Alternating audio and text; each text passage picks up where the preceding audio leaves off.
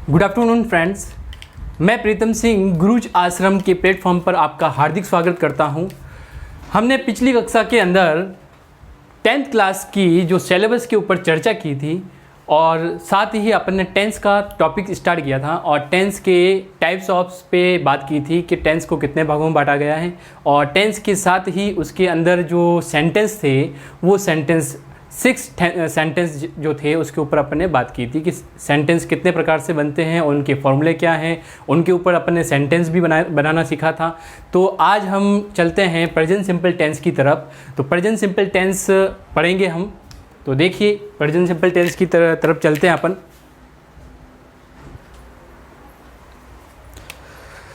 तो हमारा पहला टॉपिक है present simple tense.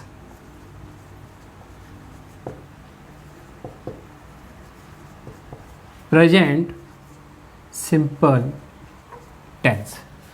Present simple tense की अगर हिंदी पहचान की बात करें अपन तो उसकी हिंदी पहचान होगी ता है, ती है, ते हैं, है ना। तो मैं आपको लिखकर बता देता हूँ। हिंदी पहचान हमारे कहाँ काम आएगी, जब हम ऐसे राइटिंग या पैराग्राफ राइटिंग या अपन ईमेल राइटिंग, लेटर राइटिंग का ट्रांसलेशन करते हुए उसका कंपोज करेंगे और हमें हिंदी से जो ट्रांसलेशन चाहिए इंग्लिश का, तो हमें हिंदी की जो पहचान है वो वहाँ पर चाहिएगी। तो यहाँ पे हिंदी की पहचान है ता है, ती है, ते हैं। एग्जाम्पल से बताता हूँ, जैसे कि मैं आपको अंग्रेजी पढ़ाता हूँ, वह अंग्रेजी पढ़ाती है, वे अंग्रेजी पढ़ाते हैं, ठीक है। और ताहू शब्द है एक। चलो ये बात हुई हिंदी पहचान की। ये हिंदी पहचान हमारे काम जब आएगी जब हम हिंदी टू इंग्लिश में ट्रांसलेशन करने का काम करेंगे। तो हमें हिंदी का वाक्य में पहचानना पड़ेगा कि जो हिंदी का जो सेंटेंस है वो कौन से टेंस का है। तो उस टेंस के अकॉर्डिंग अपन क्या करेंगे, इंग्लिश में ट्रांसलेशन करेंगे, है ना। तो ये वहाँ पे हमारी पहचान जो है वहाँ काम आती है टेंस को पहचानने की। तो अब बात करते हैं कि जब हिंदी का जो टेंस हमने पहचान लिया है तो प्रेजेंट सिंपल टेंस की पहचान होने के बाद हमें हेल्पिंग वर्ब की ज़रूरत पड़ती है। तो प्रेजेंट सिंपल टेंस में हेल्पिंग वर्ब क्या होती है वो मैं आपको बताने जा रहा हूँ। प्रेजेंट सिंपल टेंस की हेल्पिंग वर्ब होती है डू और डज। दो हेल्पिंग वर्ब हैं। वैसे देखा जाए तो डू और डज जो है, डू अपने आप में एक मेन वर्ब है, मुख्य क्रिया है, लेकिन हम यहाँ मुख्य क्रिया के रूप में काम लेने की बजाय यहाँ हम हेल्पिंग वर्ब के रूप में काम में लेंगे।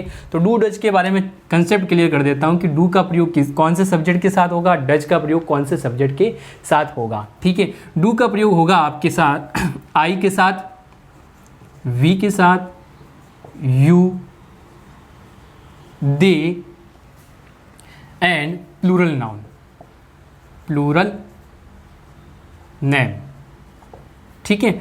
और डज का प्रयोग होगा singular subject he, she, it and singular name. Name किसी का भी हो सकता है, ठीक है। नेम क्या है, नाउन इज द नेम, है ना। तो नाउन नेम जो है किसी संज्ञा का नाम होगा, कोई वस्तु हो सकती है, कोई व्यक्ति हो सकता है, ठीक है, या कोई जानवर हो सकता है। तो सिंगुलर नेम जो है या ही, सी, इट है वो आएगा डज के साथ और I, we, you, they plural subject जो है वो आएगा डू के साथ। तो आप यहाँ से इसको इस तरह से समझ सकते हैं कि डू और डज जो है हेल्पिंग वर्ब है और डू का प्रयोग करेंगे अपन इन प्लूरल सब्जेक्ट के साथ, ठीक है, आई, वी, यू, दे और प्लूरल नेम। इसी तरह से डज का प्रयोग हम करेंगे ही, सी, इट और सिंगुलर नेम। तो यहाँ तक आपको कंसेप्ट क्लियर हो गया। इसमें एक नोट लिखाता हूँ मैं आपको, वो आगे आपको ध्यान में देना है और आगे जब भी सेंटेंस हम बनाएंगे उस समय आपको विशेषतया मोस्टली इस चीज़ को ध्यान रखना है कि डू डज का प्रयोग जो है अफर्मेटिव सेंटेंस में नहीं होता है। मैंने आपको पहली क्लास में आपको इससे पहला जो वीडियो बनाया था उसमें सेंटेंस के बारे में बताया था। 6 सेंटेंस होते हैं, affirmative sentence, negative sentence, interrogative sentence, double interrogative और डबल इंट्रोगेटिव नेगेटिव। तो ये 6 सेंटेंस बताए थे। तो उसमें पहला जो सेंटेंस है अफर्मेटिव सेंटेंस, अफर्मेटिव सेंटेंस में डू डज का प्रयोग नहीं होता है। अफर्मेटिव सेंटेंस में डू डज का प्रयोग नहीं होता है, ठीक है, बिल्कुल नहीं होगा। मैंने क्रॉस लगाया है। तो यहाँ पे आपको इस लाइन को याद रखना है, ध्यान में रखना है। इसको भूलना नहीं है कि अफर्मेटिव सेंटेंस में डू डज का प्रयोग नहीं होता है। तो कौन से सेंटेंस में होगा? नेगेटिव में होगा, इंट्रोगेटिव में होगा, डबल इंट्रोगेटिव में होगा, डबल इंट्रोगेटिव में होगा। तो मैंने आपको जो 6 सेंटेंस बताए थे, तो उसका जो पहला सेंटेंस है अफर्मेटिव सेंटेंस में, वहाँ डू डज का प्रयोग हेल्पिंग वर्ब के रूप में नहीं करना है। किसके रूप में नहीं करना है? हेल्पिंग वर्ब के रूप में। मेन वर्ब के रूप में होगा तो करेंगे, जाहिर सी बात है। अगर कोई मेन वर्ब आ जाए, है ना, कि जैसे कि मैं अपना होमवर्क करता हूँ, तो आई डू माई होमवर्क, है ना। मैं अपना होमवर्क नहीं करता हूँ, आई do not do my homework, तो इसमें हेल्पिंग वर्ब भी आ रही है और मेन वर्ब भी आ रही है। मैं आपको ये जो एग्जाम्पल है वो लिख के बताऊंगा, तो उसमें आपको अच्छे से समझ में आ जाएगा। तो आपको इतना सा ध्यान में देना है कि अफर्मेटिव सेंटेंस में डू डज का प्रयोग नहीं होता है। अब बात करते हैं मेन वर्ब की। मेन वर्ब की बात करें तो यहाँ पे एक तो लगेगा V1 और एक लगेगा V5। V5 का मतलब होता है V1 प्लस S या ES, ठीक है। तो V1 का मतलब क्या है? वर्ब की फर्स्ट फॉर्म।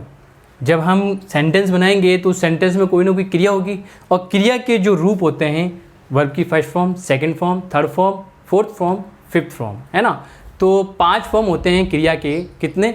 5 फॉर्म होते हैं, जिसमें से फर्स्ट फॉर्म और फिफ्थ फॉर्म अपन को यहाँ पे यूज करना है। तो second form, third form, fourth form यहाँ पे यूज करनी नहीं है। प्रेजेंट सिंपल टेंस में 2 क्रिया के रूप यहाँ पे यूज आएंगे, एक तो फर्स्ट फॉर्म, एक फिफ्थ फॉर्म। अब फर्स्ट फॉर्म का यूज कब होगा और फिफ्थ फॉर्म का यूज कब होगा, इसके बारे में अपन बात कर लेते हैं। लेकिन सबसे पहले अपन बात करते हैं V5। V5 जो है रूल्स के बारे में बात कर लेते हैं। V5 रूल्स क्या कहता है, इस बात को ध्यान देना। स्टार्ट कर देता हूँ इसको भी। V5 रूल्स कहता है कि प्रेजेंट सिंपल टेंस में, है ना, in present simple tense, in present simple tense, in present simple tens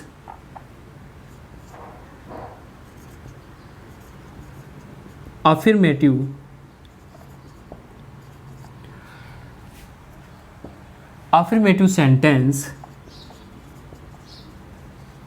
plus singular third person, singular third person. Singular third person को आप यहाँ पे कह सकते हो सब्जेक्ट।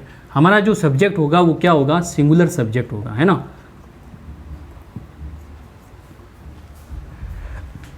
क्या कह रहा हूँ?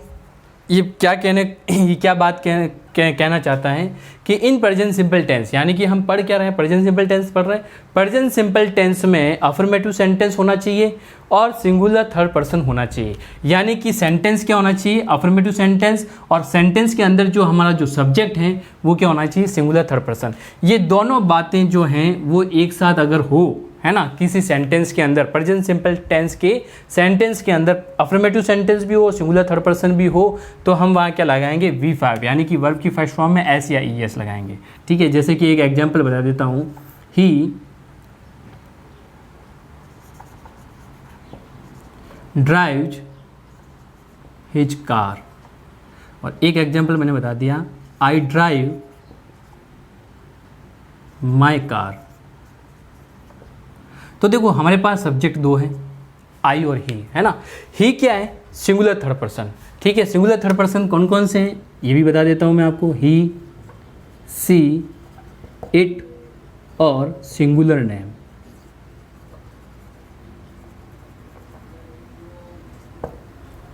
ठीक है। तो यहाँ पे एग्जाम्पल से मैंने आपको समझाने की कोशिश कर रहा हूँ कि V5 का मतलब वर्ब की फर्स्ट फॉर्म में S या ES लगाना। अब ये वर्ब की फर्स्ट फॉर्म है, लेकिन इसमें मैंने S नहीं लगाया। ड्राइव है, ड्राइव में मैंने S नहीं लगाया, लेकिन यहाँ पे मैंने ड्राइव में S लगाया है। क्यों लगाया है? इस नियम के अकॉर्डिंग, इस नियम को फॉलो करते हुए। नियम क्या कहता है? Affirmative sentence. अफर्मेटिव सेंटेंस दोनों अफर्मेटिव है। ही ड्राइव्स हिज कार, वह अपनी कार चलाता है। आई ड्राइव माई कार, मैं अपनी कार चलाता हूँ। दोनों ही अफर्मेटिव सेंटेंस हैं, ना तो इसमें नॉट आया है, ना इसमें क्वेश्चन मार्क आया है। तो अफर्मेटिव सेंटेंस है। तो ये जो बात है वो दोनों में लागू हो रही है। लेकिन सेकंड जो बात है singular third person, he she it singular name, subject जो है वो ही सी इट सिंगुलर नेम भी होना चाहिए अफर्मेटिव के साथ। तो अफर्मेटिव के साथ यहाँ पे ही आ रहा है तो मैंने क्या किया, यहाँ V5 लगा दिया। और यहाँ पे सिंगुलर थर्ड पर्सन नहीं आ रहा है, यहाँ पे आई आ रहा है और आई सिंगुलर थर्ड पर्सन नहीं है, इसलिए मैंने वर्ब की फर्स्ट फॉर्म लगा दी। गॉट इट, समझ में आया आपको। तो V5 कहाँ लगाना है, V5 आपको वहाँ लगाना है जिस सेंटेंस में अफर्मेटिव और सिंगुलर थर्ड पर्सन दोनों एक साथ बातें हो। अगर दोनों में से कोई एक भी बात मिस हो तो फिर वहाँ V5 नहीं लगाएंगे, वहाँ क्या लगाएंगे अपन, V1 लगाएंगे। तो यहाँ तक आपको बात समझ में आ गई होगी। ठीक है, अब एस या ई एस का नियम, ठीक है, कि एस कब लगाएं और ई एस कब लगाएं। अभी तो मैंने ड्राइव में यहाँ पे ई लिखा हुआ है ना, स्पेलिंग लास्ट अक्षर ई है और मैंने एस लगाया है। तो एस कब लगाएं और ई एस कब लगाएं तो वो मैं आपको बता देता हूँ। आप इसको एक बार थोड़ा सा अपनी नोटबुक्स में उतार लीजिए, अपना जो वीडियो जो है पॉज करके। तो मैं इसको यहाँ से इरेज करके फिर मैं आगे की तरफ चलता हूँ, ठीक है, क्योंकि मेरे पास जगह नहीं है तो मुझे इरेज करना ज़रूरी होगा, मुझे इरेज करना पड़ेगा। तो मैं यहाँ से वापस इरेज कर देता हूँ। आप वीडियो को पॉज करके आप यहाँ से इसको उतार सकते हो, ठीक है। बाकी की बात जो है अपन वापस नेक्स्ट आगे बात करते हैं। तो मैं अभी बात कर रहा हूँ मेन वर्ब में एस या ई एस नियम की बात, है ना। तो एस कब लगाएं और ई एस कब लगाएं, तो जिस तरह से मैंने V1 और V5 का रूल्स बताया था कि V5 की रूल्स की बात को आप दिमाग में ध्यान में रख लो तो V5 और V1 दोनों आसानी से लगा पाओगे। तो उसी तरह से एस कब लगाएं और ई एस कब लगाएं, तो आपको ई एस का नियम जो है अच्छे से याद कर लेना है। क्या होता है ई एस नियम, आपने सिंगुलर प्लूरल नियम्स पढ़े होंगे छोटी कक्षाओं में, तो उससे सिमिलर ही है। तो देखो यहाँ पे E S rule, E S rule क्या कहता है, जिस वर्ब के अंत में, है ना, जिस वर्ब के अंत में S double S S H C H O X Z, है ना, जिस किसी वर्ब के अंत में S double S S H C H O X Z आए तो आपको क्या करना है, उसकी V5 बनाने के लिए आपको क्या करना है, ई एस लगाना है। जैसे कि एग्जाम्पल फॉर एग्जाम्पल जियो गो, ये क्या है, वर्ब की फर्स्ट फॉर्म। अब मुझे वर्ब की फिफ्थ फॉर्म बनानी है तो मैं क्या करूँगा, जियो गो में एस जोड़ूंगा, ई एस जोड़ूंगा। तो मुझे इस नियम के अकॉर्डिंग क्या करना है कि देखना है कि वर्ब के पीछे इन लेटर में से कोई एक लेटर आ रहा है, क्या आ रहा है, ओ आ रहा है, तो मैं क्या लगाऊंगा, ई एस, ठीक है। इसी तरह से देखिए टीच, टीच में क्या है, सी एच है, तो क्या सी एच इस नियम से रिलेटेड है, जी हाँ, सी एच जो है यहाँ पे आ रहा है। तो मुझे क्या करना है, इसकी V5 बनानी है तो मैं क्या करूँगा, इसमें ई एस लगाऊंगा। अगर मैं ये बात कर दूं कि प्ले, प्ले एक वर्ब है, प्ले यानी खेलना, क्या इस वर्ब के लास्ट अक्षर में, लास्ट अक्षर S double S S S C H O X Z कहीं आ रहा है क्या, ये कोई भी लेटर यहाँ पे नहीं आ रहे हैं। तो ऐसे में मैं ई एस नहीं लगाऊंगा, सीधा सीधा क्या लगाऊंगा, एस लगाऊंगा, ठीक है। तो इस तरह से बात करते हैं अपन कि ई एस कब लगाएं और एस कब लगाएं, ये आपके सामने लिखा पड़ा है। एक एग्जांपल और दे देता हूँ मैं आपको, ठीक है। जैसे कि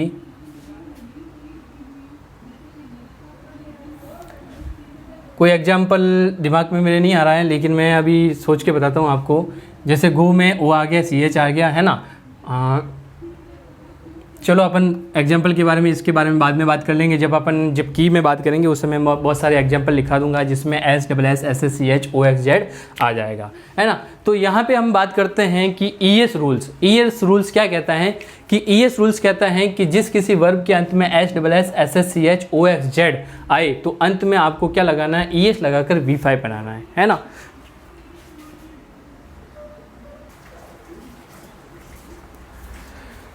तो एक एग्जांपल दिमाग में आया है, मैं आपको लिखाता हूँ, watch, WATCH, watch. Watch means मतलब होता है निगरानी करना या देखना, है ना। जैसे टीवी को अपन वॉच कर रहे हैं, निगरानी, जैसे कोई वॉचमैन होता है वॉच करता है ना। तो यहाँ पे देखो, यहाँ क्या आ रहा है, CH आ रहा है ना। तो यहाँ पे आप क्या लगाओगे, ES लगाओगे। इसी तरह से बज, बज का मतलब होता है भिन भिनाना। तो यहाँ पे क्या आ रहा है, जेड आ रहा है, हालांकि डबल जेड आ रहा है लेकिन आपको लास्ट अक्षर देखना है तो उस हिसाब से आप क्या लगाओगे, ES। तो ये 5 एग्जाम्पल मैंने आपके सामने रखे हैं ES के, जिसमें से मैंने आपको तीसरा एग्जाम्पल दे रखा है कि जिसमें जिस किसी वर्ब के अंत में H double S S S C H O X Z नहीं आए, तो ऐसे में अपन को क्या करना है, ई एस नहीं लगाना है, क्या लगाना है, एस लगाना है। तो यहाँ आपको एस या ई एस कब लगाना है ये आपको पता चल गया, V1 और V5 कब लगाना है ये भी आपको पता चल गया, ठीक है। अब बात करते हैं अपन फॉर्मूले की।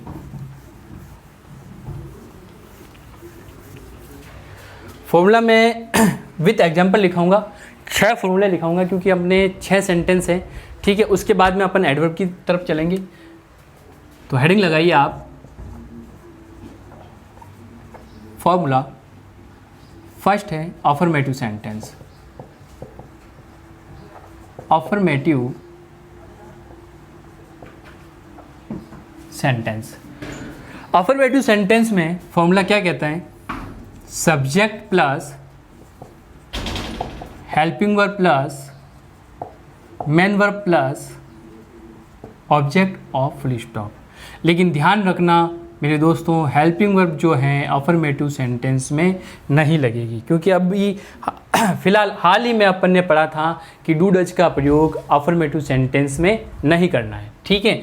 तो इसके अकॉर्डिंग मैं एक सेंटेंस लेता हूं, मैं किताब पढ़ता हूँ। तो सब्जेक्ट क्या है हमें इसमें, मैं एक किताब पढ़ता हूँ। पढ़ने का काम कौन कर रहा है, मैं। तो मैं क्या हो गया, सब्जेक्ट हो गया। तो सब्जेक्ट सबसे पहले लिखेंगे आई, ठीक है। ये इसकी इंग्लिश ट्रांसलेशन कर रहे हैं अपन विथ फॉर्मूला, ठीक है।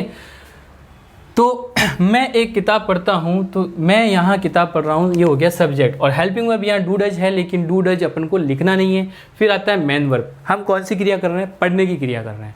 तो यहाँ पे क्या आएगा, रीड। और रीड लिख रहा हूँ, तो मेरे को ये बताओ आप यहाँ पे V1 लगाओ या V5। जाहिर सी बात है V1 लगाएंगे, क्यों कि ये अफर्मेटिव सेंटेंस है और सब्जेक्ट जो है हमारा सिंगुलर थर्ड पर्सन नहीं है। सिंगुलर थर्ड पर्सन कौन कौन से, ही सी इट नहीं आ रहा है, सिंगुलर नेम नहीं आ रहा है ना। तो सिंगुलर थर्ड पर्सन नहीं है और अफर्मेटिव सेंटेंस नहीं है, तो मैं V5 नहीं लगाऊंगा, V1 लगाऊंगा। इसलिए मुझे वर्ब की फर्स्ट फॉर्म ही रखनी है, ठीक है। मेन वर्ब के बाद में क्या आता है, ऑब्जेक्ट। हम जो पढ़ रहे हैं क्या पढ़ रहे हैं, कर्म क्या है, ऑब्जेक्ट क्या है। तो ऑब्जेक्ट है हमारे पास book, I read a book, मैं एक किताब पढ़ता हूँ, ठीक है। अब बात करते हैं अफर्मेटिव सेंटेंस के बाद में नेगेटिव की। नेगेटिव सेंटेंस, नेगेटिव सेंटेंस का फॉर्मूला क्या है, subject plus helping verb plus not plus main verb plus object of full stop. क्या कह रहा है यहाँ पे, सब्जेक्ट के बाद में हेल्पिंग वर्ब लगाओ। यहाँ पे मैंने हेल्पिंग वर्ब को क्रॉस किया है, यानी कि हेल्पिंग वर्ब को नहीं लगाने का बोला है, क्योंकि नियम कहता है कि अफर्मेटिव सेंटेंस में डू डज का प्रयोग हेल्पिंग वर्ब के रूप में नहीं होता है। तो यहाँ पे मैं हेल्पिंग वर्ब लगाऊंगा। जब अफर्मेटिव में नहीं होता है तो कहाँ करेंगे, नेगेटिव में करेंगे, इंट्रोगेटिव में करेंगे, है ना। तो यहाँ पे इसी सेंटेंस को मैं नेगेटिव में ले लूँ, तो मैं किताब नहीं पढ़ता हूँ। तो मैं किताब नहीं पढ़ता हूँ, तो सब्जेक्ट क्या है हमारे पास, आई, ठीक है। और फिर हेल्पिंग वर्ब क्या है, डू और डज। तो डू डज के बारे में भी मैंने आपको डिफाइन किया था कि डू का प्रयोग किसके साथ होगा, डज का प्रयोग किसके साथ होगा। तो मैं यहाँ बता देता हूँ कि आई के साथ यहाँ पे लगेगा डू, क्योंकि डू का प्रयोग होता है आई वी यू दे के साथ, और डज का प्रयोग होता है ही सी इट सिंगुलर नेम के साथ। तो मैं यहाँ पे डू का प्रयोग करूँगा और हेल्पिंग वर्ब के बाद में नॉट आ रहा है, तो आई डू नॉट, ठीक है। मैं नहीं करता, क्या नहीं करता, किताब नहीं पढ़ता, है ना। I do not read, main verb आ गया, I do not read, object क्या हो गया, a book. I do not read a book. तो फॉर्मूले के अकॉर्डिंग अपन चल रहे हैं, सब्जेक्ट हो गया आई, हेल्पिंग वर्ब हो गया डू, और नॉट अपनी जगह पर है, मेन वर्ब आ गया वर्ब की फर्स्ट फॉर्म और ऑब्जेक्ट। अब देखो यहाँ पे मेन वर्ब की फिफ्थ फॉर्म में लगा सकता हूँ क्या, नहीं लगा सकता, क्योंकि फिफ्थ फॉर्म लगाने के लिए हमें दो बातें चाहिए। एक तो सब्जेक्ट हमारा सिंगुलर थर्ड पर्सन होना चाहिए, ही सी इट, और प्लस अफर्मेटिव सेंटेंस होना चाहिए। लेकिन दोनों बातें नहीं है यहाँ पे, सब्जेक्ट भी हमारे पास सिंगुलर थर्ड पर्सन नहीं है और अफर्मेटिव सेंटेंस नहीं है, नेगेटिव सेंटेंस आ रहा है। यानी कि नेगेटिव सेंटेंस में आपको क्या लगाना है, V1 लगाना है। V5 का प्रयोग केवल और केवल अफर्मेटिव सेंटेंस में लगेगा, लेकिन तब जब अफर्मेटिव सेंटेंस में सिंगुलर थर्ड पर्सन होगा। तो मैंने यहाँ पे भी V1 लगाया और यहाँ पे भी V1 लगाया, ठीक है। तो ये हो गया आपका नेगेटिव सेंटेंस, ठीक है। अब बात करते हैं interrogative sentence. Interrogative sentence. Interrogative sentence का फॉर्मूला क्या कहते हैं, इसमें थोड़ा सा बदलाव है, ज़्यादा कुछ नहीं है। जो फॉर्मूला हमने यहाँ पे याद किया, सब्जेक्ट के बाद में हेल्पिंग वर्ब, हेल्पिंग वर्ब के बाद में मेन वर्ब, ऑब्जेक्ट, तो आपको करना क्या है इंट्रोगेटिव सेंटेंस में, मैंने आपको पिछली कक्षा में भी बताया था, पिछले वीडियो में बताया था मैंने आपको कि हेल्पिंग वर्ब को बाहर लेके आना है। तो ये हेल्पिंग वर्ब जो है अफर्मेटिव में नहीं लगेगी, लेकिन इंट्रोगेटिव में लगेगी, और इंट्रोगेटिव में लगेगी लेकिन वो क्वेश्चन वर्ड के रूप में वो बाहर आके सो होगी। तो ये क्वेश्चन वर्ड के रूप में आ रही है। अब हेल्पिंग वर्ब जैसे ही सेंटेंस से शुरुआत होती, सेंटेंस में हेल्पिंग वर्ब से शुरुआत होती है तो हेल्पिंग वर्ब एक क्वेश्चन वर्ड के रूप में सो होती है। ठीक है, तो हेल्पिंग वर्ब बाहर आ गया और सब्जेक्ट जो है हमारा वो अंदर चला गया। अब बाद में है क्या, मेन वर्ब ऑब्जेक्ट, तो लिख दो मेन वर्ब और object, main verb plus object और क्वेश्चन मार्क। तो इसका अगर क्वेश्चन मार्क बनाऊं कि मैं किताब पढ़ता हूं, क्या मैं किताब पढ़ता हूं, है ना, क्या मैं किताब पढ़ता हूं, तो उसका क्या होगा, सॉरी हेल्पिंग वर्ब हमारे पास क्या है, डू आई रीड बुक। क्या किया मैंने, देखो यहाँ पे जो डू था वो बाहर लेके आ गया और सब्जेक्ट अंदर लेके चला गया। रीड अपनी जगह पर है, बुक अपनी जगह पर है। नॉट मैंने इसलिए नहीं लिखा क्योंकि अपन इंट्रोगेटिव नेगेटिव नहीं बना रहे, सिर्फ इंट्रोगेटिव बना रहे हैं, है ना। तो अगर यूँ कहूँ कि मैं इसका इंट्रोगेटिव बना रहा हूँ तो जाहिर सी बात है हेल्पिंग वर्ब बाहर आ गया, सब्जेक्ट अंदर, मेन वर्ब अपनी जगह पर है, ऑब्जेक्ट अपनी जगह पर है और क्वेश्चन मार्क। तो डू जो यहाँ पे अपन ने नहीं लिखा, छुपा हुआ था, वो बाहर आके सो हो गया, डू आई रीड बुक। देखो आई अंदर चला गया, आई रीड बुक हो गया। ए यहाँ लगाया नहीं मैंने, आप लगा देना, मैं भी लगा देता हूँ। आई रीड अ बुक, तो उसके आगे क्या लिखा मैंने, do I read a book, क्या मैं एक किताब पढ़ता हूँ। ठीक है, अब चलते हैं अपन इंट्रोगेटिव नेगेटिव के अंदर। ठीक है, चौथा सेंटेंस रहेगा अपना interrogative negative sentence. Interrogative negative sentence का जो फॉर्मूला है वो इस तरह से रहेगा कि यहाँ पे जो हमारा फॉर्मूला था, इस फॉर्मूले को यहाँ पे कन्वर्ट करना है। क्या करना है, हेल्पिंग वर्ब को बाहर रखना है, सब्जेक्ट को अंदर रखना है। ठीक है, नॉट अपनी जगह पर है, मेन वर्ब अपनी जगह पर है और ऑब्जेक्ट अपनी जगह पर है और क्वेश्चन मार्क दिखाई दे रहा है ये। ठीक है, अब इसके नीचे आपको स्क्रीन पे इसकी जो ट्रांसलेशन है वो यहाँ दिखाई नहीं देगी, तो मैं यहाँ पे लिख देता हूँ। तो इसका अगर यूँ कहें कि क्या मैं किताब नहीं पढ़ता हूँ, तो क्या होगा, डू बार है, do I not read a book, क्या मैं एक किताब नहीं पढ़ता हूँ, क्वेश्चन मार्क।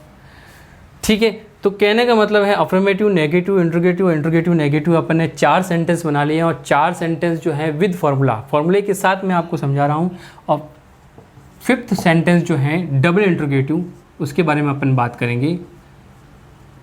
डबल इंट्रोगेटिव में करना क्या है, कुछ नहीं करना है आपको कि जो इंट्रोगेटिव का जो सेंटेंस का जो फॉर्मूला था वो एज इट इज़ वापस रखना है। ठीक है, और उसके आगे आपको WH लगाना है।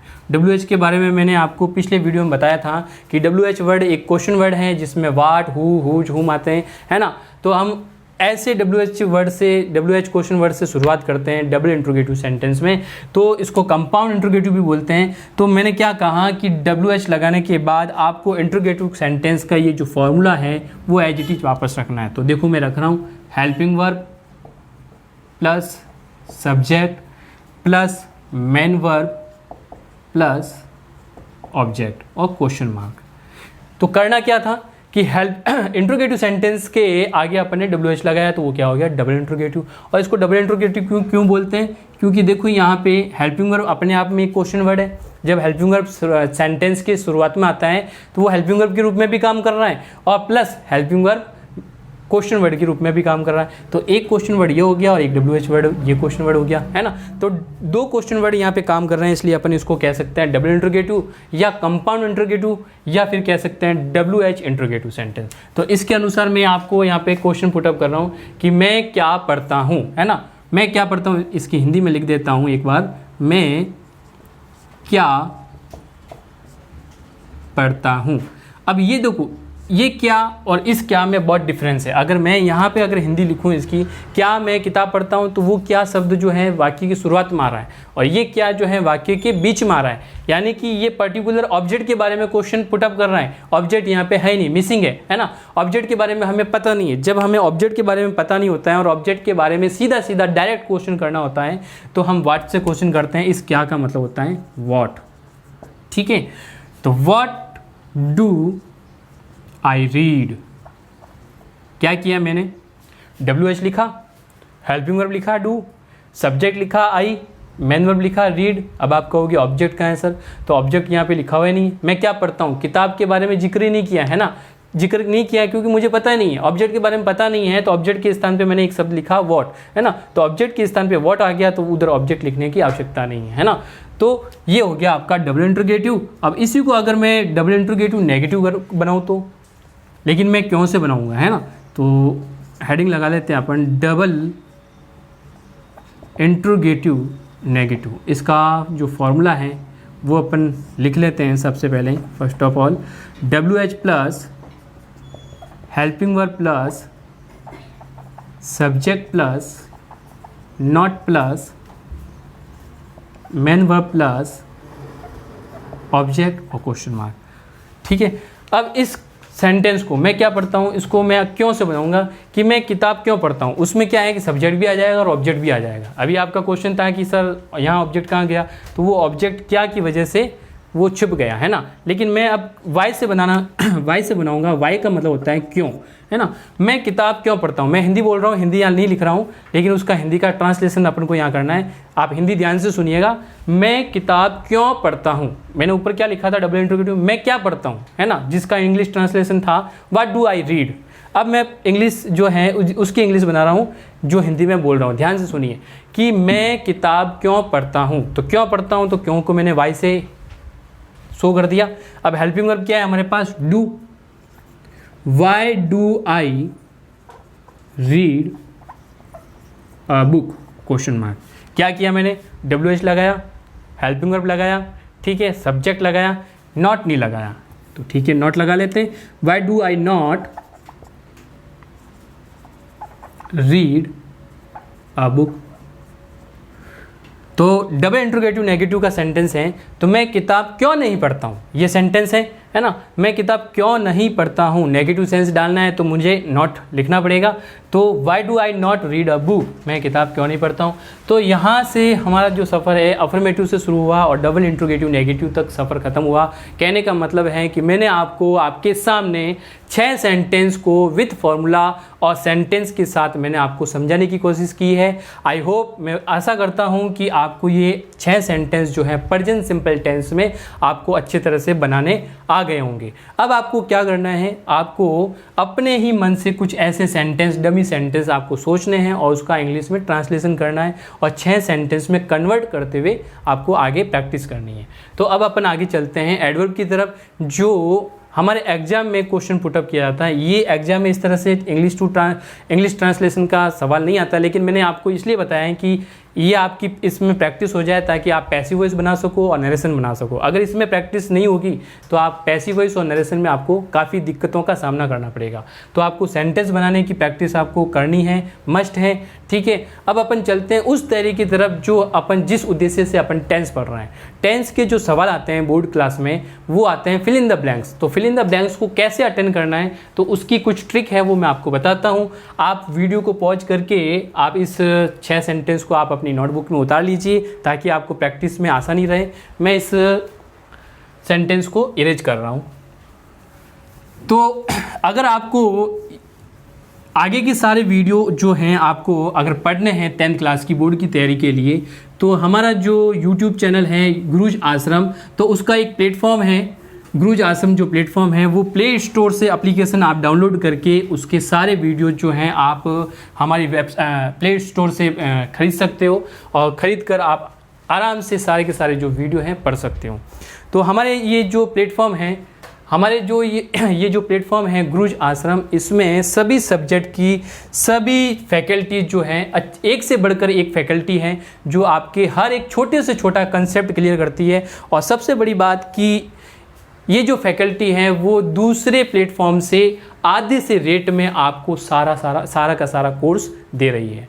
इस प्लेटफॉर्म के जो हमारे जनक हैं श्रवण जी भाई साहब, उन्होंने बहुत ही अच्छा जो है प्लेटफॉर्म रखा आपके सामने, और हमें और आपको यानी कि हम सभी को यहाँ पे एक मौका दिया है कि हम कुछ करके दिखाएं। तो हम हमारी तरफ से कोशिश कर रहे हैं, तो आप भी इस प्लेटफॉर्म से जुड़िए। गुरुज आश्रम से हमारी जो वेबसाइट है गुरुज आश्रम, और प्ले स्टोर से इस एप्लीकेशन को डाउनलोड कीजिए, और इस प्ले स्टोर से एप्लीकेशन को डाउनलोड करके इस एप्लीकेशन का पूरा जो है फ़ायदा उठाइए। तो अब मैं बात करता हूँ, तो चलिए अपन प्रेजेंट सिंपल टेंस की कुछ एक्सरसाइज अपन सॉल्व आउट कर लेते हैं। आपके सामने एडवर्ब यहाँ पड़ी है। इन एडवर्ब की सहायता से हम एग्जाम में कुछ ऐसी फिल इन द ब्लैंक्स को पहचान कर, टेंस के अकॉर्डिंग पहचान कर उस टेंस को अप्लाई करते हैं। तो आपके सामने ये जो एडवर्ब लिखी है, always, daily, ever, never, seldom, often, once a time, twice a day, rarely, regularly, frequently, usually, every day, in the morning, on Sunday. In the morning की जगह इन द इवनिंग हो सकता है, ऑन संडे की जगह on Monday, on Tuesday हो सकता है, some time, universal truth, habitual action, newspaper headline, scientific fact, principle, proverbs, etc। ये कुछ ऐसी एडवर्ब हैं, इनको पहचान कर ये यूनिक वर्ड जो है एडवर्ब हैं, वो हमारे सेंटेंस में हमको कहीं ना कहीं मिलेंगे। उन एडवर्ब को देखते हुए हमें क्या करना है, प्रेजेंट सिंपल टेंस अप्लाई करना है। तो चलो हम इस फिल इन द ब्लैंक्स को जो है प्रैक्टिस करते हैं, जो आपके एग्जाम में सवाल आते हैं। तो देखो सबसे पहले क्या लिखा है, Ram go to school daily. इसमें आपको एडवर्ब क्या दिखाई दे रही है, डेली, है ना। तो डेली से क्या पता चला, प्रेजेंट सिंपल टेंस अप्लाई करना है। प्रेजेंट सिंपल टेंस अप्लाई करने के लिए हमको क्या करना है, यहाँ पे हेल्पिंग वर्ब और मेन वर्ब यहाँ पे अप्लाई करनी है। तो जाहिर सी बात है, सबसे पहले ये देखो कि ये जो सेंटेंस है वो अफर्मेटिव है या नेगेटिव है या इंट्रोगेटिव है। तो हम देखेंगे कि ये अफर्मेटिव है, ना तो इसमें नॉट का प्रयोग करने को बोल रहा है और ना ही इस पे सेंटेंस के लास्ट में क्वेश्चन मार्क है। तो अफर्मेटिव सेंटेंस में हम हेल्पिंग वर्ब का प्रयोग करते हैं क्या, नहीं करते हैं, है ना। तो हेल्पिंग वर्ब जो डू डज का प्रयोग है वो हम करेंगे नहीं। और गो की जो वर्ब की फर्स्ट फॉर्म हमें यहाँ दे रखी है, तो वो हमें यहाँ पे अप्लाई करनी है। लेकिन ये भी ध्यान रखना है कि V1 लगेगा या V5 लगेगा, यानी कि वर्ब की फर्स्ट फॉर्म लगेगी या वर्ब की फिफ्थ फॉर्म लगेगी, है ना। तो फिफ्थ फॉर्म का नियम मैंने बताया था कि अफर्मेटिव सेंटेंस होना चाहिए और सब्जेक्ट जो है वो सिंगुलर थर्ड पर्सन होना चाहिए, है ना। सिंगुलर होना चाहिए, राम क्या है, सिंगुलर है, और थर्ड पर्सन, ठीक है। थर्ड पर्सन हम उसे कहेंगे जिसके बारे में हम बात तो कर रहे हैं लेकिन हमारे एनवायरनमेंट में वो अवेलेबल नहीं है। तो क्या राम यहाँ हमारे एनवायरनमेंट में है क्या, आप और मेरे बीच में खड़ा है क्या, नहीं है। तो वो हमारे बीच में खड़ा नहीं है, कहीं और है, किसी और जगह पर है और हम उसकी बात कर रहे हैं। तो जिस व्यक्ति की हम बात कर रहे हैं जो हमारे यहाँ पर अवेलेबल नहीं है, तो वो व्यक्ति क्या हो गया, थर्ड पर्सन। तो यहाँ पे third person, singular third person है, तो हम क्या करेंगे, यहाँ पे एस या ई एस लगाएंगे। अब ई एस लगाने के लिए क्या है नियम बताया था मैंने, SSSSCHOXZ। तो ओ आ रहा है इस पर, तो ओ आ रहा है तो हम क्या करेंगे, यहाँ पे ई एस लगाएंगे। तो इस तरह से हमारा जो है फिलअप कंप्लीट होगा। क्या होगा, Ram goes to school daily, Ram रोजाना स्कूल जाता है। फिर बात करते हैं अपन सेकंड पॉइंट की, I sing a song in the morning. इसमें आपको एडवर्ब क्या दिखाई दे रही है, इन द मॉर्निंग। ये जो एडवर्ब लिखी है उसमें से ही मैंने यहाँ पे एडवर्ब यहाँ पे शो की है। तो इन द मॉर्निंग क्या कहता है, प्रेजेंट सिंपल टेंस को शो करता है। प्रेजेंट सिंपल टेंस की एडवर्ब है वो। तो इन द मॉर्निंग से हमें पता चला प्रेजेंट सिंपल टेंस हमें जो है यहाँ पे अप्लाई करना है। तो यहाँ पे हम क्या करेंगे, डू डज का तो प्रयोग करेंगे नहीं क्योंकि अफर्मेटिव सेंटेंस है, ठीक है। और वर्ब की फर्स्ट फॉर्म लगाएंगे, क्यों, क्योंकि अफर्मेटिव सेंटेंस है लेकिन सब्जेक्ट हमारा थर्ड पर्सन सिंगुलर नहीं है, यानी कि ही, सी, इट या सिंगुलर नेम नहीं आ रहा है। तो यहाँ पे हम वर्ब की फर्स्ट फॉर्म लगाएंगे सिंग। चलते हैं अब तीसरे पॉइंट पे, my mother always cook food in the kitchen. मेरी माता जी हमेशा किचन में खाना पकाती है। तो यहाँ पे ऑलवेज शब्द आपको जो दिखाई दे रहा है, ऑलवेज शब्द जो है वो प्रेजेंट सिंपल टेंस की एडवर्ब है, ठीक है। तो ऑलवेज से हमें पता चल गया कि यहाँ प्रेजेंट सिंपल टेंस अप्लाई करना है, ठीक है। तो अब हम ये देखना चाहते हैं कि यहाँ पे क्या डू डज का प्रयोग होगा, नहीं होगा, क्योंकि अफर्मेटिव सेंटेंस में डू डज का प्रयोग नहीं करेंगे। और यहाँ पे V1 लगाएंगे या V5 लगाएंगे। तो अपन यहाँ पे V5 लगाएंगे। ये जो कुक हैं वो ब्रैकेट में है और हमको क्या करना है, V5 लगाना है, कुक में S जोड़ना है। क्यों जोड़ना है? क्योंकि माय मदर जो है वो सिंगुलर है और प्लस थर्ड पर्सन है, और थर्ड पर्सन के बारे में मैंने बात की थी, जो पर्सन यहाँ पे आपके और हमारे बीच में अवेलेबल नहीं है, किसी दूसरे एनवायरनमेंट में होता है, हमारे एनवायरनमेंट में नहीं है, तो वो थर्ड पर्सन होगा। ठीक है, तो थर्ड पर्सन के बारे में बात कर रहे हैं, लेकिन वो यहाँ पर है नहीं, तो थर्ड पर्सन सिंगुलर है और थर्ड पर्सन सिंगुलर है, इसलिए यहाँ पे आप क्या लगाएंगे? V5, यानी कि कुक की V5 होगी कुक्स। अब चलते हैं फोर्थ पॉइंट पे, you not do your homework every day. सबसे पहले हमें ये देखना है कि इसमें एडवर्ब क्या है, तो एडवर्ब की तरफ ध्यान दें तो यहाँ पे एवरी डे शब्द आ रहा है। एवरी डे शब्द जो है एवरी डे हो सकता है, यहाँ पे एवरी मंथ हो सकता है, एवरी ईयर हो सकता है, एवरी वीक हो सकता है, एवरी आवर हो सकता है ना, कुछ एवरी के बाद में कोई भी टाइम हो सकता है। तो एवरी डे जो है प्रेजेंट को जो है शो करता है, तो प्रेजेंट सिंपल टेंस को शो कर रहा है, तो हम यहाँ पे प्रेजेंट सिंपल टेंस अप्लाई करेंगे। लेकिन यहाँ पे देखने की ध्यान देने की बात है कि यहाँ पे नॉट शब्द भी आ रहा है ना, तो नॉट शब्द आ रहा है तो यहाँ पे नेगेटिव सेंस है, नेगेटिव सेंटेंस बनेगा और नेगेटिव सेंटेंस में डू डज का प्रयोग करेंगे। हमने 1 से लेकर 3 तक जो अफर्मेटिव सेंटेंस किए थे यहाँ पे डू डज का प्रयोग नहीं किया, लेकिन फोर्थ पॉइंट में नेगेटिव सेंटेंस आ गया, नेगेटिव सेंटेंस में डू डज का प्रयोग अपन को करना है। तो यू के साथ क्या लगाएं? डू लगाएं या डज लगाएं? तो मैंने डू के बारे में और डज के बारे में आपको बताया था कि डू का प्रयोग होता है आई वी यू दे के साथ और डज का प्रयोग होता है ही सी इट सिंगुलर सब्जेक्ट के साथ। तो आई वी यू दे का प्रयोग होता है डू के साथ, तो यू के साथ क्या लगाएंगे अपन? डू।